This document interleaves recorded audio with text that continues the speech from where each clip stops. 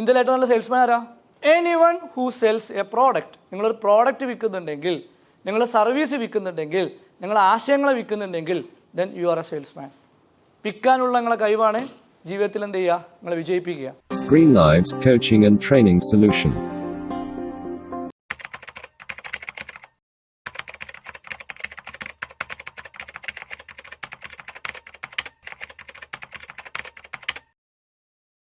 അല്ല, ആരാണ് ഒരു സെയിൽസ്മാൻ?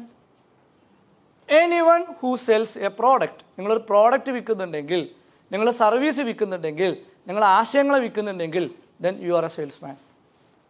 ഇപ്പോൾ ഇവിടെ ഇരിക്കുന്ന ആരെങ്കിലും ഇത് ചെയ്യാത്ത ആളുകളുണ്ടോ? ഉണ്ടോ?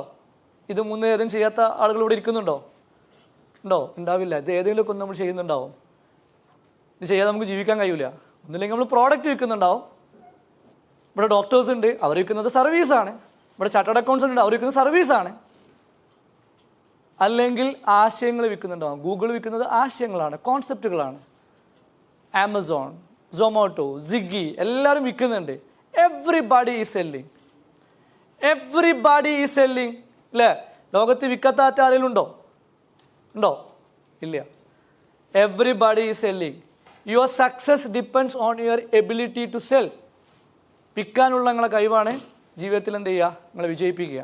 ഏത് ഫീൽഡാണെങ്കിലും, പെണ്ണ് കാണാൻ പോകുമ്പോൾ പോലും നമ്മൾ സെയിൽ നടത്തുന്നുണ്ട്, ഇല്ലേ? പെണ്ണ് കാണാൻ പോകുമ്പോൾ സെയിൽ നടത്തുന്നില്ലേ? നടത്തിയിട്ടില്ല? നിങ്ങൾ നടത്തേണ്ട ഫലമാണ് നിങ്ങളെ ലൈഫ് പാർട്ട്ണർ.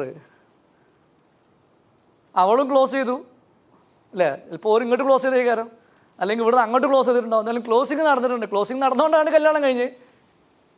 നിങ്ങൾ അവരെ ഇംപ്രസ് ചെയ്യുന്നു, അവർ നിങ്ങളെ ഇംപ്രസ് ചെയ്യുന്നു, ഫാമിലി പരസ്പരം അങ്ങോട്ടും ഇങ്ങോട്ടും ഇംപ്രസ് ചെയ്യുന്നു. You are selling.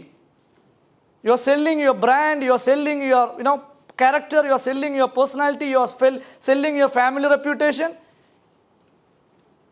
നമ്മൾ ഡ്രസ്സ് പോലും എന്ത് ചെയ്താണ്, നമ്മൾ ഏറ്റവും നല്ല ഡ്രസ്സ് ചിലപ്പോൾ കടം വാങ്ങിയിട്ടോ അല്ലെങ്കിൽ കാറൊന്ന് വാങ്ങിയിട്ടൊക്കെ ആവും പോവുക. കാരണം നമ്മൾ സെല്ല് ചെയ്യുകയാണ്. ഇപ്പോൾ പെണ്ണ് കാണാൻ പോകുമ്പോൾ നമ്മളൊരു പെൺകുട്ടി ആൺകുട്ടിയെ പ്രപ്പോസ് ചെയ്യുമ്പോൾ സെയിൽസ് നടക്കുന്നുണ്ട്. ഒരു പൊളിറ്റീഷ്യൻ ഇലക്ഷനിൽ മത്സരിക്കുമ്പോൾ സെയിൽ നടത്തുന്നുണ്ട്. Who is the best salesman in India now? ഇന്ത്യയിലെ ഏറ്റവും നല്ല സെയിൽസ്മാൻ ആരാ? Modi. Of course, no doubt, is the best. രണ്ടെട്ടാൾ ജയിച്ചില്ലേ?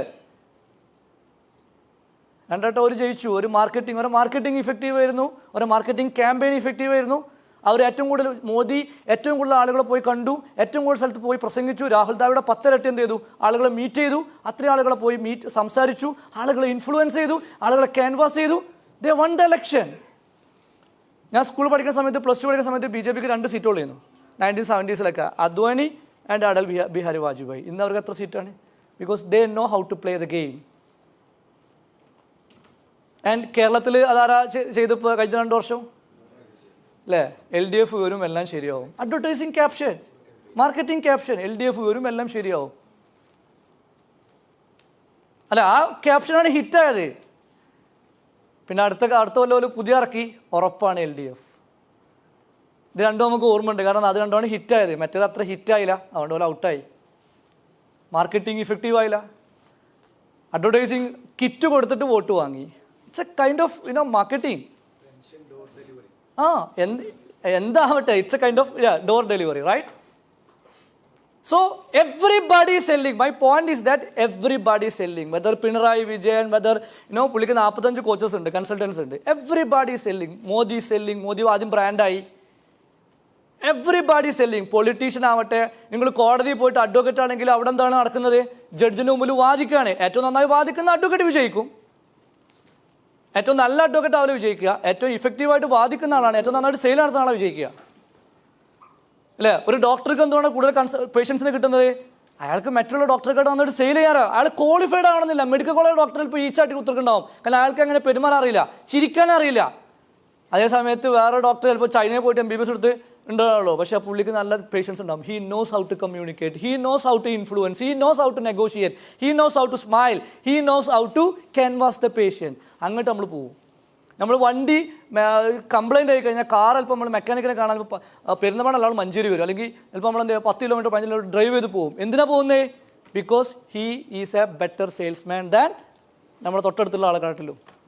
Greenlives Coaching and Training Solution.